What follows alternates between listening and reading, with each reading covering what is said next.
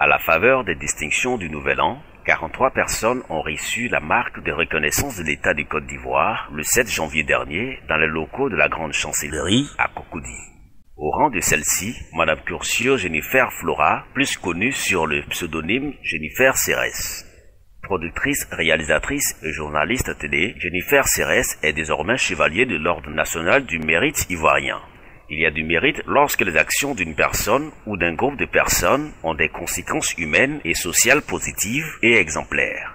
La grande chancelière d'Agri Diabaté a bien voulu le faire noter lors de son allocution introductive. En clair, cette distinction, la présentatrice du magazine télé Brave Paysan le doit à ses innombrables efforts consentis en faveur du monde rural.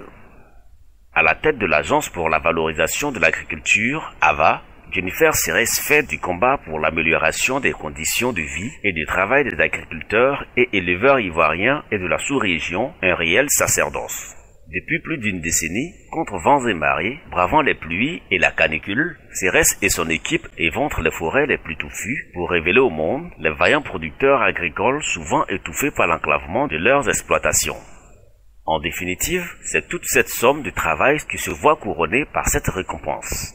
Car ainsi que l'a souhaité la grande chancelière, si les secrets des rois se gardent, le mérite des femmes et des hommes devrait être connu et apprécié de tous.